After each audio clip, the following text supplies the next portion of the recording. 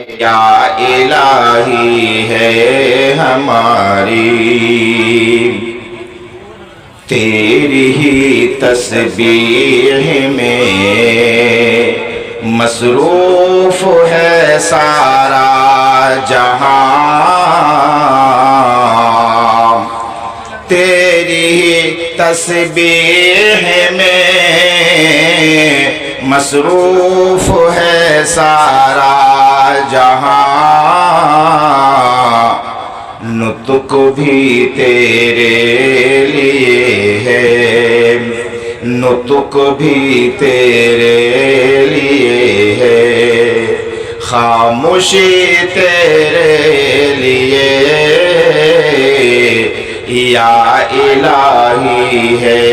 ہماری۔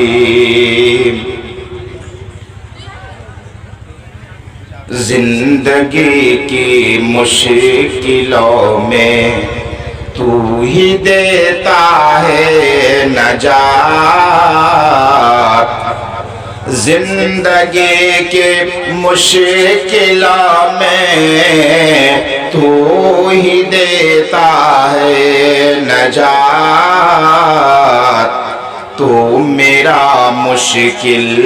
کشا ہے، تو میرا مشکل کشا ہے، خواجگی تیرے لیے، یا الہی ہے ہماری، یا الہی ہے ہماری، زندگی تیرے لیے، ہم تیرے بندے ہیں یا رب، ہم تیرے بندے ہیں یا رب، بندگی تیرے لیے، یا الہی ہے ہماری۔ مذہب اسلام نے بخشا مجھے ایسا مزاج، مذہب اسلام نے بخشا مجھے ایسا مزاج، دوستی تیرے لیے ہے، دوستی تیرے لیے ہے، دشمنی تیرے لیے، یا الہی ہے ہماری۔ برادران اسلام، آج کے اس عظیم الشان جلسہ عام کے لائق فائق صدر محترم ناظم جلسہ، دیگر علماء کرام اور سامنے تشریف فرما باوقار سامعین، پردہ نشین خواتین، ہماری مائیں اور بہنیں، اللہ رب العالمین کی بے انتہا تعریف، توصیف، بڑائی، کبریائی، حمد و ثنا، جس اللہ رب العالمین کی توفیق اور مہربانی سے پھر ایک بار ہم لوگ اس عظیم الشان دینی پروگرام میں اکٹھا ہیں، موجود ہیں۔ الحمدللہ، بعد حمد و ثنا کے جب سے پروگرام کا آغاز ہوا ہے، تب سے الحمدللہ اس اسٹیج سے، اس جگہ سے خالص قال اللہ اور قال رسول کی صدا ہی ہم سن رہے ہیں، اللہ اور اللہ کے رسول کی باتیں ہی ہم سن رہے ہیں۔ انداز الگ ہے، آواز الگ ہے، بولی الگ ہے، بس مہک چہک الگ ہے، لیکن ہر ایک کی بھاشا، ہر ایک کا پیغام اور ہر ایک کا ایک ہی منشا کہ آپ کے اندر، ہمارے اندر تبدیلی آ جائے، چینجنگ آ جائے، بدلاؤ آ جائے۔ میں نے قرآن کریم کی 2 جگہ سے 2 آیت کریمہ تلاوت کی ہے۔ عام طور پر اس سال کا جو پیغام ہے وہ یہ ہے کہ عام بولی چالی میں، عام بھاشا میں جہاں تہاں ہم بیٹھتے ہیں ایک چیز بولتے ہیں، کہ فتنے کا زمانہ ہے، فتنہ کا دورہ ہے، اس طرح کے الفاظ ہم لوگ عام طور پر بولا کرتے ہیں۔ تو یہ لفظ فتنہ ایکچولی جگہ جگہ پر کئی طرح کے کئی معنی میں استعمال ہوتا ہے۔ کبھی کبھی یہ لفظ امتحان کے طور پر استعمال ہوتا ہے، جانچ پرکھ کے طور پر استعمال ہوتا ہے۔ عرب کے لوگ اس چیز کو فتنہ بولتے تھے، اس بھٹی کو جس بھٹی میں سونے اور چاندی کو تپا کر گرم کر کے اس سے میل کچل اور گندگی کو نکال دیا کرتے تھے، اس کو وہ لوگ فتنہ بولتے تھے۔ آج کے زمانے میں اگر فتنہ کا استعمال ہمارے اوپر ہو تو یہی ہوگا، یا پھر مومن مومنات پر اگر فتنہ آئے تو اس کا مفہوم کئی طرح کے ہوتے ہیں۔ ایک معنی تو یہ ہے کہ ہمارے ایمان کی جانچ ہوتی ہے، ہمارے ایمان کا امتحان ہوتا ہے، اور آزمائش میں مبتلا کر کے مومن کو اور کھاٹی اور پاک صاف کیا جاتا ہے، یہی ہے فتنہ۔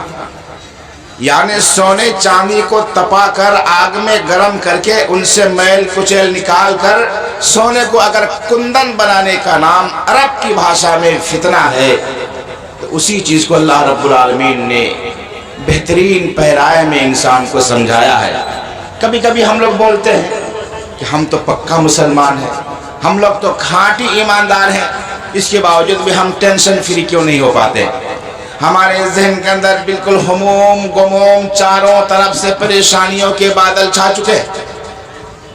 اس طرح کبھی کبھی ہمارا ایمان ڈگمگانے لگتا ہے، کبھی کبھی ہمارا ایمان ہلنے لگتا ہے، ہم لوگ اپنے اپنے ایمان کا جائزہ لینے لگتے ہیں،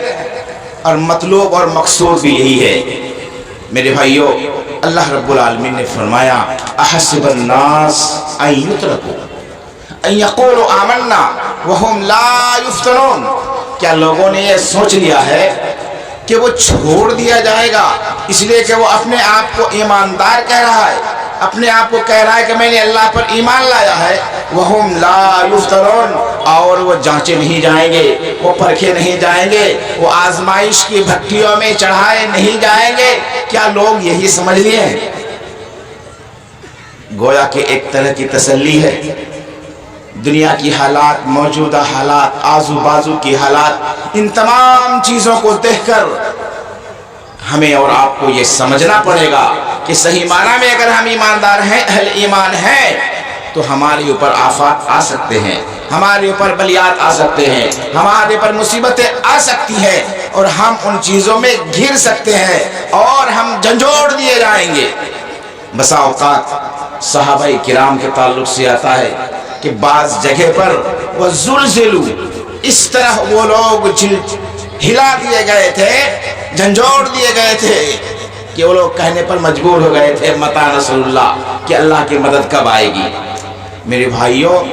ایمان اگر مضبوط ہے، صحیح معنی میں ہم ایماندار ہیں، تو اس طرح کی چیزوں سے ہمیں گھبرانا نہیں ہے۔ طرح طرح کی مشکلات آئیں گی، طرح طرح کی پریشانیاں آئیں گی، بہت سارے ٹینشن ہمارے زندگی میں آئیں گے،